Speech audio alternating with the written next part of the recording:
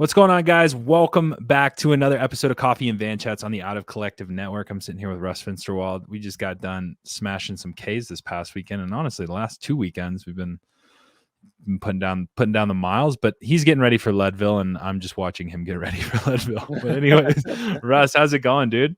Good to see you, man. Yeah, like you mentioned, we've been putting in some miles here, banging bars on the group ride past few weekends. Always a good time. Yeah, that's always a good time for sure. And it's always cool in Colorado Springs because you bring this like mix of people together. Like, like for example, like the Volo kids have showed up, I mean, back in the day, Danny Pate used to show up. We used to have the team pursuit camps, Keegan's showing up every once in a while. Right. And so you never know who's going to show up on the infamous World Championship Saturday ride. Yeah. You never know how much of a throwdown it's going to be. Like some weeks you go out and you're like, oh man, this is going to be a rough one when you see like 10 hitters show up and you're like, yeah. Probably trained a little too hard into this. And then, some weeks you're the one instigating it out there. So it's fun. I love the group ride. Like, I guess I've been doing that really since I was like 13 years old. So and let's dive into that. Let's just like dive into your career, man. I mean, like I said, when we got onto this, like, I think you've kind of come up through the sport where it's like, it used to be results based. And then like, you've seen this sport evolve from like this results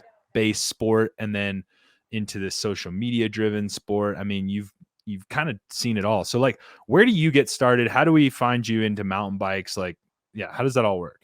Yeah, I guess really I started mountain biking at the age of probably around 10 to 12, somewhere in there is when I really started getting into it. At first I used to just ride around the neighborhood with friends, and then eventually you venture out far enough and you discover this world of single track and stuff, and you're like, just start riding it. I stumbled across the chutes one day and was like, oh man, this is cool. Rode till dark and had to get a ride home by some random neighbor in the area because I was just having too much fun, and all of a sudden it was dark. So yeah, really I fell in love with mountain biking in the hills of Colorado Springs, where I still train for the most part, ripping Captain Jacks, all that kind of stuff. And yeah, never really like at first wanted to be a professional or anything. Like just wanted to ride my bike and have fun. But then I got into the racing side of things. We had nationals here in Colorado, and I won that as a junior in both cross country and short track, and was like, maybe I'm all right at this. Maybe I should pursue it a little more. And since then, been making it the goal to really race professionally, and feel lucky to have been able to do so for so long now.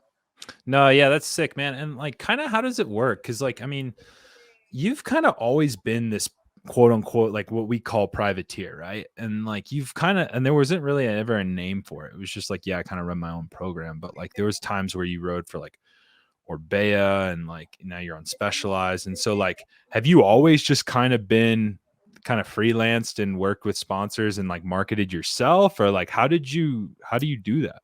A little bit. I'd actually say most of my career I've been on teams. Okay. So the first 4 years I raced on the Subaru Gary Fisher program. Which is now Trek Factory Racing. Okay. So as a junior, basically getting those results at nationals, they gave me a spot on the team, and I raced that as a U23. And once I went out of the U23 years, I moved on to SRAM TLD Racing. The first year of that program, I would say it was more privateer looking from the outside, but it was fully backed by SRAM, factory support and all that. And it sort of grew into a team. We brought on Todd Wells the second year, and I was on that program for 4 years. And then, that team fell apart, and that's, I would say, when I did have a bit of a privateer year, and that's when I really realized how tough it is to put stuff together in the industry. Like, it's hard out there, and that's when I realized like there's a lot of value to social media these days. It's not all results based, and for sure, it's like I would honestly say like the social media side of things is something that I struggle with a little bit. Like I'm not super into it. You don't have your own hashtag yet or something? No. I guess Myron's made one. It's thanks to Fondo. That's what he calls the apex. So hell yeah. So that's about it. But no, like, and it's been cool to see, because like obviously social media is this whole new thing. It didn't exist when I started riding bikes. There was no Twitter, there was no Facebook, definitely no Instagram. Yeah. Kind of makes me feel old nowadays, but For sure, for sure. Yeah. And it's funny, like getting some of these guys on here, like, I mean, because you've guest ridden for teams like even at like the Tour of Colorado or the Tour of Utah or or Utah, yeah. yeah, I mean, you got in a pretty bad crash there too, Yeah, right? that was Like no good. we'll dive Yeah. into that in a bit, but like, you've kind of like done a little bit of it all. I mean, I met you at a track camp, Right. which I don't even know how you ended up there or what was going on and what was going through your head there. But like, you've, like I said, man, you've kind of been in this sport long enough to kind of see it all. And so like with that being said, you kind of found your way back home into this, gravel, dirt, mountain bike lifestyle, and it finds you into Lifetime Grand Prix. Right. And so Specialized, the team you're riding for, it's a team, right? Is it a team or is it like Yep. little still privateer kind of thing? Yeah, it's a team. We're called Specialized Off-Road. Yeah. And we have a mechanic, Chris Mathis. I have a teammate, Sophia, Yeah. who's also racing the Lifetime series. And yeah, it's been awesome. Like Specialized has given us so much support this year as this is kind of all of our first years really diving into the world of gravel and figuring that all out. And they've been so helpful in like letting us dial in our equipment. Like I probably asked for 6 different stems as I figure out my position on the gravel bike and all that, Yeah. and like just making it happen. So having the team support for this year has been huge just because every race we're doing is so different. Like you look at Unbound, that's a 9.5-hour race, 200 miles. And then in September, we're racing Schwamigan, which is an hour and a half. So Yeah.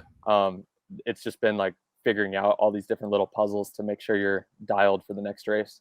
Well, you also have these just like random hitters coming in too at certain races, right? Right. Like, Yeah. like Unbound, you have these random guys that aren't a part of the series that are literally trying to win Unbound, Leadville, the same thing, Steamboat, the same thing. And so there's like these mini series a part of like every single race, all a part of one big series, which is kind of nuts to me. And then you're also trying to race, nationals and, other races that aren't a part of that Lifetime GP, Yeah, definitely. So And it has been a little weird having those different people jumping into the mix at different races, but I really think just the best way to approach all of them is like you have to race for the win no matter what.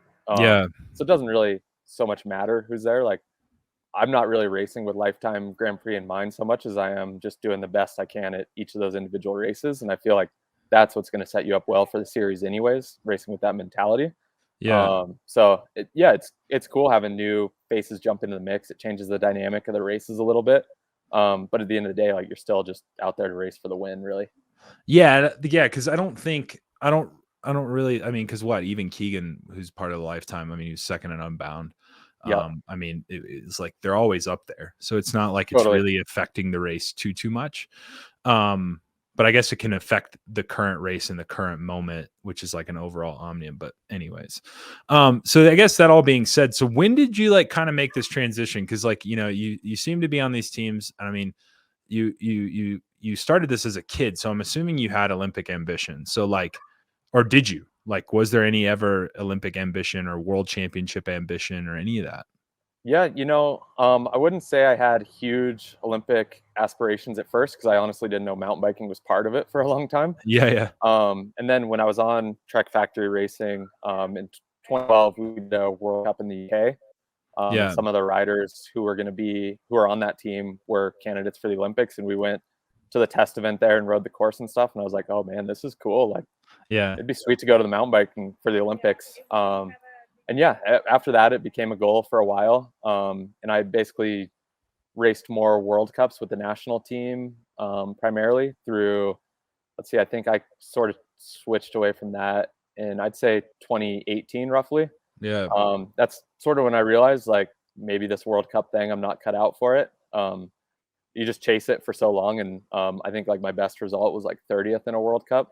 savage. So like, and Yeah, honestly, like I'm kind of proud of that result. Those yeah, races are so gnarly. Like if you've never done one, everyone is so strong and you're just fighting tooth and nail for every position. Like if you want to move up one spot, you have to do 500 watts to get by someone. Like you're just fully pinned. yeah, So it's a different beast. And I think my riding style, I'm better at. I just have like that diesel engine where maybe I can't do 350 watts for an hour and a half, but I can do 340 for 3 hours or something, like just a hair yeah, below yeah, that World Cup pace. And I think that's what's really suited me well, is I've sort of transitioned into these more marathon races and longer gravel races, is that I feel like I have the engine for them. So that's kind of why I stopped doing the World Cups. I mean, racing 30th over in Europe, like that doesn't bring much value to sponsors either. So there's also that component to it. Like, if you can't bring much value to your sponsors, you're not going to have a job for a long time. For sure. Yeah, sort of. I feel like North American off-road racing right now is in a pretty good spot with the way gravel's on this uphill trajectory, and I think marathon mountain biking's in a pretty good spot. So that's sort of what I've decided to focus on, and it's what I have the most fun doing, because the training for it means just long days in the saddle, which is my favorite types of rides, less VO2 intervals. Yeah. So I've really enjoyed it from that point of view. So what, like, and then like, how do we find you at, what was it, Tour Utah? And then like, how do I find you at a track camp? Like, what was like going through your head for those aspects of things? You know, I like new experiences, and I'm not one to shy away from trying new things. Like, I just love riding my bike, and want to try it in different ways. So the pursuit camp I did with you, basically, I think someone had bailed out last minute, and Jim Miller needed someone to fill in for it. And I was like, sounds like a good training camp to me. I'll come give it a crack. I wasn't trying to like race as a pursuit rider, or didn't really want to do anything on the track, but I just wanted to try it. And I was like, if anything, like worst case, this is a good training block, and it was. So it was hard. Just, I think we did like, what was that, 10 days of double days basically, or 7 days? Pretty much, When it was like all track sessions, and and you were riding the road still, even. I think you were still putting in Ks on the road a bit. Yeah, a little bit for sure, because I think I had Tour Utah coming up, as you mentioned. And so then how did you find yourself into that? Well, I randomly jumped into I don't know if you remember, we had the oat routes that came to the US for a bit. So I randomly jumped into one of those for a training block as well. Ended up, which that was like more of a Gran Fondo type event, but I ended up winning that, and just met the team manager for an Australian team, and they happened to have an invite for Tour Utah. He checked out my power numbers and was like, yeah, let's do it. So kind of got thrown into the deep end a little bit there, I'd say, but it was a good experience. A good experience, I'd say, still in the end, even though I crashed out on stage 4. Just, we were guttered, and there was a storm drain, and someone moved out last minute, and I had nowhere to go, so just front end into the storm drain, and just got sent going 35, 40 miles an hour. That just because you like fucked your face up pretty good, and like my face took the brunt of the impact. Just like full over the bars on your face. Jeez. So that was a bit of a scary experience. That was my first time going to the ICU. Basically, like, I was never unconscious, but I don't really remember much of it. I sort of regained consciousness as I was like in the ambulance going to the highway. Or going to the hospital, not the highway. But it was crazy. Like, you're in your spandex suit, and they roll you into the ICU, and they don't know if you have a traumatic brain injury or anything at that point. So you have 12 people swarm you, and they're all yelling this stuff, cutting everything off you. You got IVs going in you instantly, and they're doing all these x-rays. Like, it was intense, and you're just like glued in the hospital bed. Like, so did you, what's happening? So was it just like, fuck it, like, I got this opportunity to do Tour Utah, I could turn into something? Or were you just like, oh, it's training for what I want to do? Or was there like, hey, maybe I could do the road? Like, maybe there's some definitely. Like, I think after racing that oat route, I was like, man, I like stage races. It's cool, just going all new places and stuff. And obviously that year was the year I was kind of on a bit of a privateer setup in between teams. So you were kind of open-minded. I was open-minded. I was like, I know there's more money to be made on the road right now, so I should see if this is worth pursuing, see if I like it. And then, luckily, ultimately next year I got a pretty good offer to be on the Cliff Pro team, and didn't really need to pursue racing on the road. But definitely at that time in the moment, I was like, I just want to keep racing my bike, so I'm gonna see what different avenues will let me do that. And so how did the Specialized thing come about? Like, because it's like you're professional, man. Like, you're like you're one of the best mountain bikers in the country. I knew that before I even physically met you, because I knew who you were, right? And so like, you came to this track camp, and I'm just like, what's this professional mountain biker doing? But so how does like how did the thing happen with Specialized? Was it just like somebody reached out to you and was like, yo, we're going to start this team, we're going to start this project, and it's going to be gravel, and hopefully you get into this Lifetime GP? Because to my knowledge, there was no special treatment on that GP selection. Right. Like, to what I know, like, and yeah, maybe they favored some of the good guys, but for sure. But like at the end of the day, like that's what we want. We want those guys racing, right? But like, I would have said that I felt like there was one guy that missed out on it. What's his name? Mountain biker. You know who I'm talking about? Standish, no, Standish is one of them. Who's another one? There was they did a whole article on it where he felt like Kabush. Yeah, he felt like he got duped because of his social media. Yeah. and like I remember talking to you about it, and you were kind of nervous about possibly not getting in because of your social media. Definitely. And so like, how did that like come about with Specialized? Was it like, yeah, if you get in, great. If you don't get in, you're done? Or like, was it all kind of pre-planned? You know what I mean? Like, because you kind of like that stuff had to come together pretty early. Yeah. So actually a lot of us, when I was talking to Specialized initially, the Lifetime Grand Prix there were kind of rumblings that there might be this series next year. Yeah. But none of us really knew for sure what was going to happen and didn't know what it was going to entail. So actually, when I was talking with Specialized there, we didn't even mention the Grand Prix because we didn't know it existed. Okay. And I'd actually signed with Specialized before Lifetime really announced the series in its full capacity. Okay. So none of it was contingent on getting into Lifetime or anything like that. Okay. But yeah, like I was pretty nervous when I applied for it because like a lot of the questions they asked, I could tell they were definitely like asking for more, like what kind of, like they were asking for more like influencer type questions, like for sure. And what's your story? I just don't really do a lot of that stuff. So yeah. I was like, well, hopefully like I won marathon nationals, like hopefully that'll get me in. Yeah. And I did Leadville last year and did all right. So I was banking more on the results side of it, and hopefully maybe that's what got me in. I don't know. Yeah. But yeah, I felt really lucky to get in. Obviously, like only 30 of us made it, and I think it was definitely a 50-50 kind of pull. Yeah, for sure. there's definitely some social media aspect to it. And right. There's definitely the other side of but like even I talked with Keegan about it, and even Keegan was like, he's probably the best cyclist in North America right now, other than like a few of the World Tour guys like Sepp and those guys, and he was nervous about getting in. So yeah, like we took the application super serious and spent a lot of time on it. So hopefully just that we showed we were into it and we were going to dedicate our season to it, and we wanted to come out and win it if we could. And so is there any like, because I think this is good for like people listening, like, there wasn't any financial support? Like it was like, if you got in, you were in, but you kind of had to figure out how you were getting all these events. And I mean, getting in didn't even get you a free entry. You still had to pay it was just a guaranteed lottery entry. Yeah, you're basically guaranteed a start spot and part of the series. I think it's altogether the entry fees are like $1,200 or $1,300 to do all of them. So you basically Lifetime said, pay this by this date and you're in. Which is actually oddly cheap.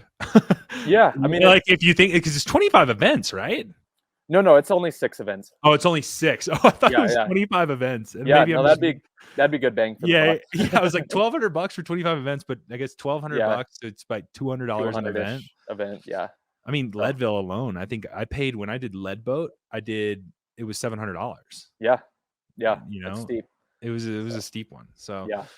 But okay, so diving in to Leadville, that's where I'm really stoked to have you on the podcast. You were I was cheering for you. I was rooting for you last year, like I feel close to you. I feel like we train, and literally we train only on Saturdays. And so but yeah, what's the plan this year, dude? Like, I mean, can you give some of that details? This will get released on Thursday, the Thursday before Leadville. So you might need to hold some back. Yeah. But I mean, we saw you and Keegan, like I remember even talking about this on the podcast with, was it Ryan Standish or something? Yeah, we were talking about you guys doing like 40-hour fucking weeks in Tucson at just like steady fucking endurance pace for 6 or 7 weeks in a row. So like, what is that like? What's that looking like for you? Yeah, I've talked with Keegan about it. He wants to go for the record this year. Okay. What's that? Just for the I believe it's like 5:58. Okay. He was 6'11" last year.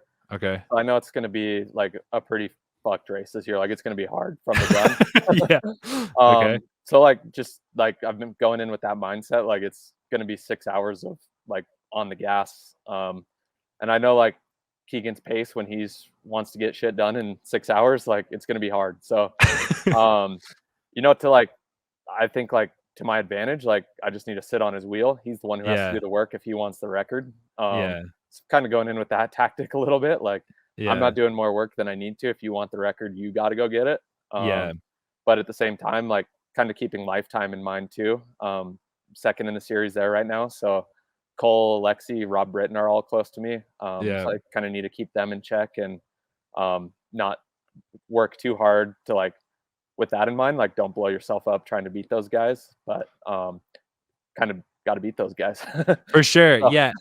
And like I have this POV of Leadville because I did it last year, but I did it in the red corral, which is just one corral behind gold. okay. And so I didn't get to witness like what that looks like 2 minutes ahead of me. Like we're different in the sense that like a lot of us have there's like 3 or 4 people that have this weird thought process that they think they're going to catch you guys. Like they're Okay. going to just close 2 minutes and they're going to catch you guys. But Yeah. there's a lot of us have realized that we just have the big belt buckle in mind. And however fast we do that, we do that. Yeah. It's really You under just 9 hours at that point. ride Yeah. steady all day. We all just ride together. We ride steady, and it's actually really nice if you're wondering. And so what I'm getting to is I'm trying to, when does shit start to hit the fan? Like, what does it look like? Because you've done Leadville one time. Yep. You did it in the Gold Corral. Yep. What does Leadville look like at the front of the bunch? Because like for us, most of my athletes, I tell them about Kevins. It's like, hey, make sure you're in a good position because people will start to come unclipped or whatever. Like that shit doesn't happen with you guys. And so like, when are people attacking? Is it like from the gun, like on the road sections, or like are people like, because you know how like Unbound, it's like a lot of people are like, dude, we got 10 hours to go. If you want to ride up the road, be my guest. Yeah. But yeah, like, it's a little bit like that. Like we definitely roll out of town pretty chill, like talking to everyone, how's your morning going? And just like the little chit chat. And basically, you get to St. Kevin's and you start breathing hard a little bit there. Like we're riding tempo up the climb. Like you start to hear guys coming off a little bit, but it's not full on yet. And then you hit that pavement downhill sort of by Turquoise Lake and work your way over to Sugarloaf. Sugarloaf's where like the first fireworks start going really. Is that because they know power lines coming up, you think? Yeah, it's just a good place to spread it out. Like that climb's so rocky, you're not getting much of a draft. So if you're riding 400 watts at the front, basically the guy behind you is getting no draft, so he's working just as hard. So tactically, it's a good place to start riding pretty hard and turn the screws on people. Last year, Keegan was the first one into there, and he said he just rode as hard as he could to try to get rid of everybody. So like, I mean, I was back there just glued, like I shouldn't be going this hard at altitude, but this is the race. Like if you lose this group, you're screwed. So you have to go all in the moment. But yeah, so like Sugarloaf, it's pretty full on. And then obviously down Pipeline, it's a good place just to use your mountain bike skills if you have some gravel racers with you. So like Pete got taken off the back there last year. And once we hit the pavement, we saw Pete was gone. And we're like, we'll try to keep it like that. So, no, for sure. Like on the pavement, we were riding a pretty good tempo for a while to try to keep others who got dropped on the downhills off. But yeah, like, and then really the big firework is, I would say, Columbine. Is it? Okay. Basically in between Powerline and Columbine, no one really wants to go super hard. I'd say like we're working as a group pretty well. Because you can utilize the draft so well between that. Yeah, totally. It's pretty flat. So yeah, we're just rolling at like 280, 300, somewhere in there if you're on the front. And then once you get to Columbine, that's when it's a full-on race again. Last year I was riding 420 watts at the bottom. And like I knew I couldn't do it for an hour, but you like just need to hold that group as long as you can. And then eventually I got dropped. I think I was 7th or so at the top of Columbine. And luckily an hour-long climb means you have a long downhill. So I just went full send on the downhill and was able to make it. I passed 2 guys and got to within 20 seconds of the Keegan, Howard, Lachlan group. But then I was just kind of stuck in no man's land. Chased for a little bit, hoping those front guys would sit up, but realized they were working hard together and I wasn't going to make it. Well, that's also a scary descent for, I would think, Yeah. for the gravel guys as well, because we talked about this on the ride. It's like you're crossing two paths of traffic at that point. Yeah, you have the two-way traffic, and like Yeah. if you to go as fast as you can down the downhill, you want to use the whole road, but you can't. Yeah. You're limited to basically using half of it because you have, I don't know how many people do Leadville, 2,000 or so. Well, and you also have people popping out like Yeah, in exactly. on using the whole road to climb, right? Because they're Right. passing people and whatever else. And so yeah, I mean, for us, I think power line is where shit really starts to hit the fan for our group, because Okay. like at this point, you're with who you're with at that point. It's really you're Right. battling yourself. And so when you get to power line, like, for most of the people that are listening to this that have done Leadville, they don't ride the entirety of power line. Do you ride the entirety of power line? Yeah. You Yep. savage. And I mean, so it's not easy. Like, yeah, I'm in my easiest gear and I'm going yeah, basically as hard as I can. yeah, And it's like you're just barely making it. But yeah, most of us are, I'd say the top 10 are able to ride it. yeah, But not every year. I've seen videos of like I think Alex Howes had to run it one year, and yeah. the funny thing is like most of the guys in the top 10 we use road shoes for Leadville. Oh, do But you? yeah, so Okay. you really don't want to get off and run if you don't have to. Road shoes just Yeah, aren't as good. yeah. But And so let's say you do come off, and you made that comment, like came off at Columbine, and you passed a few people, you're trying to get back up to that group. When is it like, okay, they're gone? Like, do you need to catch them before power line? Like, do you need to be on the wheels before power line? Or is it like, is there still hope from post power line? And then for people that don't know, I think power line is one of the hardest climbs of Leadville. I think so too, for I sure. think Columbine is hard, but it's hard in a different way. It's just long. I think Yeah. power line is a bitch because you've just done Columbine. Does that make sense? And you're just so so late into the legs, or so Yeah. late into the race, you have nothing left in your legs. Like Yeah. you're still 2 hours from the finish, but like you just come around the corner, you see this wall, and you're like, I got to go up that. Yeah, and it's like, just it's fucked. And it's yeah, like I it's can almost as much of a mental battle as it is a physical battle, because you see it, you're tired, you're like, I don't want to do this. yeah, And you got to do it. the cramps are settling in. It's just, yeah, you like, for a guy like me, like, I think for guys like you too, like you had aid stations planned out, and like Right. after Twin Lakes, I'm not stopping really. Like I'm done stopping. So what does that look like for you guys? Are you taking hand ups in every fucking? Yeah, the front group, we don't stop at all. Yeah. We just take hand ups. Just take hand ups. Yeah. So okay. Basically just take I think we can get 4 feeds out there basically. So just take a water bottle at each one, and with a gel strapped to it. And I'll probably hit a monster before pipeline, or before power line. I'll take it at pipeline on the way back, I just find getting like tons of carbs in you right away. Those have 50 grams of carbs in them, bunch of caffeine, like gets you amped for the climb a little bit. Like if you're hurting a little bit, it definitely like brings you back to life another level. So just like hitting something that like has a high concentration of carbs, caffeine, that late in a race. Are you planning your carbohydrates out? Like, are you listing like, I need to be taking in this much an hour, or is it just like a free for all at this point? Like, I know, like you just kind of like know, like, okay, I need a bottle with some carbs. It really doesn't matter how much. Like, are you like going, I need 50 an hour, I'm gonna be fucked? Yeah, no, I definitely, like, that's part of my pre-race plan is I've basically each hour have exactly what I need to take nutrition wise. I aim for 100 to 120 grams of carbs per hour. So like, I mean, just because you're like on the gas the whole time, so like you need to be putting fuel in the engine. Yeah, for sure. But that's a lot of carbs to be taking in. I do most of it through drink mix. But yeah, like I plan to take as much as I can. There is a certain point where like you don't want to eat or drink anymore, and that's where it's helpful to take like a monster or something, because you get 50 grams in just one foul swoop. Yeah. So it's a little bit more diluted too for some reason. Like taking in a Coke versus or a Monster versus a 50 grams of Gatorade or whatever gel or that you're trying to take in, it just hits a little different. So yeah, like it's still carbonated, but it's a lot lightly carbonated. And I don't use the like OG Monsters, the green ones. I like the Pipeline Punch. Oh yeah, okay. So yeah, that's kind of my go-to. But there's a few good flavors. You got to try them all out. No, for sure, for sure. And so yeah, so you have this like whole plan, and so I guess, yeah, going back to that, like with, I don't know if we ever answered the question, but like, is there a moment where you're just like, okay, they're gone? Like, cause you're probably getting splits called back to you a little bit, right? Were you at all or no? Not really. There's just not many people out there. Like really the only time I got a split was at Pipeline on the way back. Uh-huh.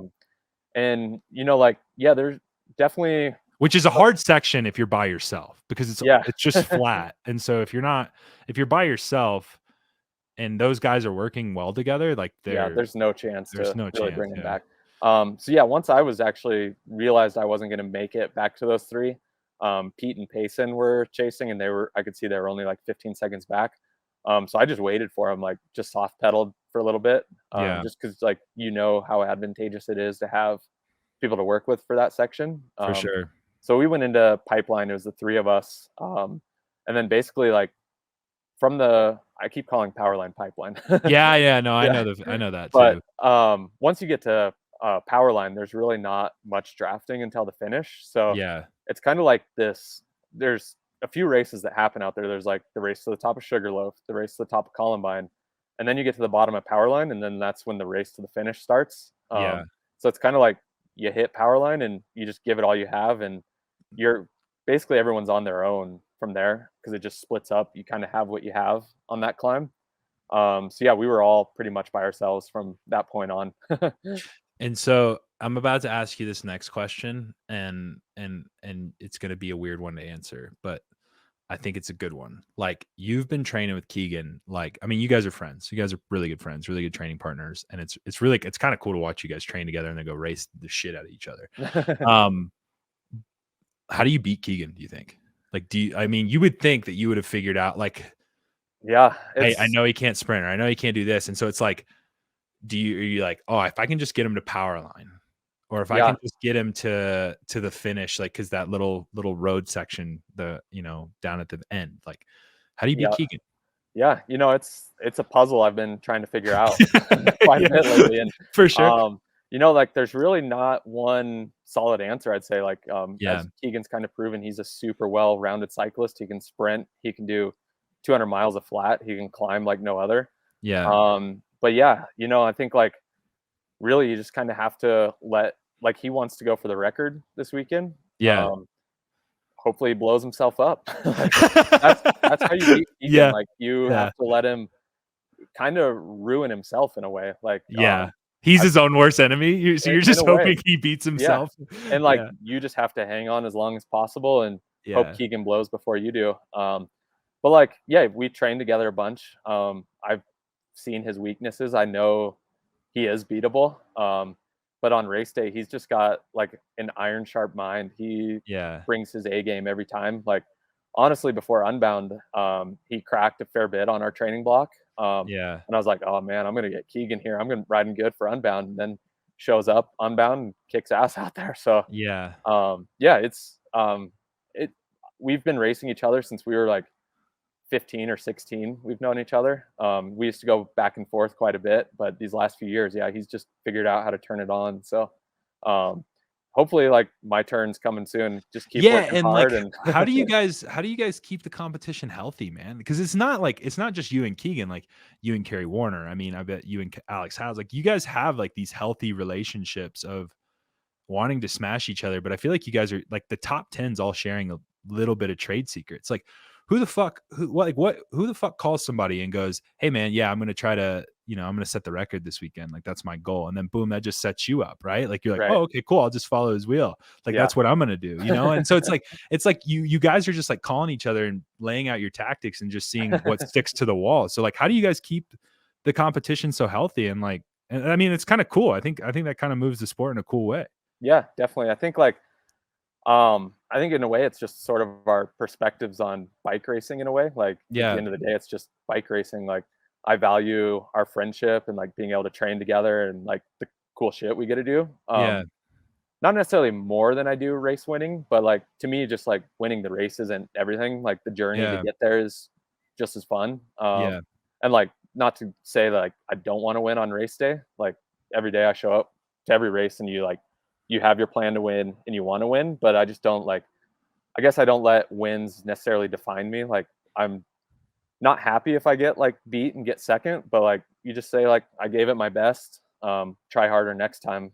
For sure. So in a way, like I think it's just because we're not super competitive people in a way. Like um, on the start line, like once you get on the start line, I think we all have like these different sides to us where it's like, yeah, I want to beat the shit out of Keegan on race day, and I will chop him into a corner if I need to. Yeah. But like we're friends at the end. No, that's sick. So That's and I think it's cool. Like I do realize like maybe if I wanted to like I don't know, maybe if I got mad at Keegan or something, that's how I need to beat him or something. Like maybe, maybe he needs to piss me off. I guess maybe that's Yeah. something like that. But do you think that like that's what's actually pushing these times? Like, do you think that's like actually like that's probably what's gonna set the record is like you guys are all sharing tips and tricks and pushing each other to Yeah. do things that you've never done before. Yeah, for sure. I mean, like a lot of that in training, like we push each other. Like that's why we train together, is because some days I'm stronger, some days he's stronger, and you beat each other up. But then on race day, you come. I think it makes you stronger. And yeah, like going for the record this year, I think normally I'd be in a position where I'm like, all right, I'll help you. Let's both go for this. Yeah. But like that's his own thing this weekend. I want nothing to do with the record. Like, yeah, right on. so like honestly, I like know how I need to race the race, and going for the record isn't how I'm going to get the best result, I think. Do you feel like there's just too much risk laying around it just with the Grand Prix? And like if Leadville was its standalone, like let's just say Yeah. Leadville was it this weekend. Yeah. Would you have a different mindset for it? Oh, totally. Like my bike Okay. setup would be different. Like I'm racing a bit of a conservative bike setup. We Yeah. were up there a few weeks ago and I was testing gravel tires on the full suspension. So like if I didn't have to keep this 6-race series in mind, for sure I'd be taking a lot more risks for the one day. Like I'd race Yeah. the gravel tires, put some like aero nub bars on, and like be like, all right, Keegan, let's go all out for this record, ride or die style. Yeah. And see how it pans out. But that's not how I need to race the race this weekend. So gonna just kind of let him do his own thing there. So what is the bike of choice this weekend then? What's the setup looking like? I'm racing the Specialized Evo. Last year I used the hardtail, and I just felt like at the end, all the bumps kind of like, it's never super rough out there, but it's just rough enough that on the hardtail you get kicked around, and I just felt like I didn't have much power. Like my lower back went out towards the end. So Yeah. I got my full suspension build up super light. It's within a pound of the hardtail, so I feel like there's no disadvantage to using it really this weekend. And I think hopefully it'll pay dividends later in the race when those like final positions are really sorted out. I'll still have a little more energy in the tank to lay down the power at the end. For sure, no aero bars? No aero bars. No aero bars. Yeah. Okay. Yeah. Do you think is Keegan gonna ride aero bars? No, he's not. No? He's using, they're called SQ Labs bar ends. Basically, they're inner bar ends. Okay. So they're like, basically they make you pretty narrow still, but they're not full on aero bars. You don't drop into them or anything. Oh, the ones that like are just in the middle. Yeah. Right. Okay. Yeah. Yeah. So it's almost just like pegs from the totally. bar itself. Yep. Okay. So right. and that just kind of like brings your elbows in and brings your chest cavity a little in. So yeah, I mean, you mountain bikers do crazy things too, like holding on to the fork crown. I saw that was a thing for a while. Yeah, I wouldn't say that was a which thing is pretty amongst sketchy. a lot of people. That was basically like Christoph Sauser's kind of the one who started that. And then, Kate Courtney did it for a little bit, but it's actually banned now in UCI races. Yeah, I can understand it. I tried to do it and I almost killed myself. So yeah, there's really no reason to do it. Like, yeah. And I don't actually think it's that much more aero because you're so stretched out that you open up your chest in a way. I think like tucking in is more aero. For sure. Okay. So, well, cool, man. No, I'm stoked for you this weekend, and I mean, fuck, you even got Steamboat, the next day, and so like, what is you finished Leadville, right? And then, do you already have like a meal pre-made, or like you just drive into Steamboat? Like, do you go get a burger? Like, do you live like a normal person? Like, what do you do? Yeah, I mean, last year, as soon as I finished Leadville, you're like, all right, it's time to recover. We have 140 miles tomorrow at like 4 a.m. Like you have to be up, like you have to be up super fucking early, and then at the start line. It's insane. Yeah.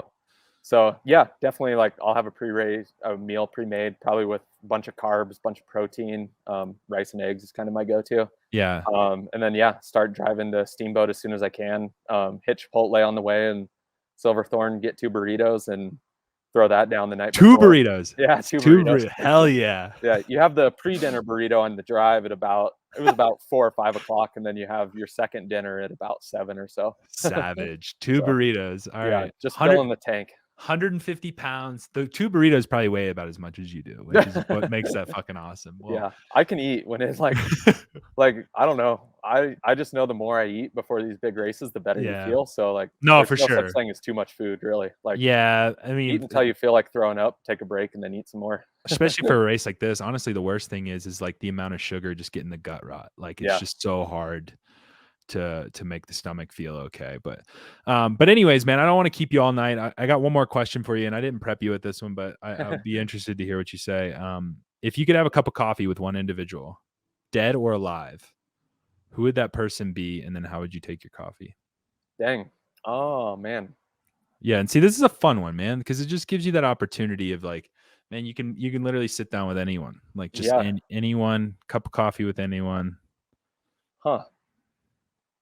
You know, let's see. It'd be cool to have coffee with the first people who went to space, like Neil Armstrong or something, and just that'd be sick. Yeah. Yeah, truly hear what that experience was like. Yeah. I mean, like obviously you see the movies and know what it was like to get launched into space, but like, what is it like to sit in a rocket and just get strapped in and sent to the moon and be the first one to do it? Like, nobody's ever done this, so let's just strap in and good luck. Yeah, hope we make it. Yeah, hope it all works out. Hope your seatbelt works, airbags work. No, for sure. So how would you take your coffee?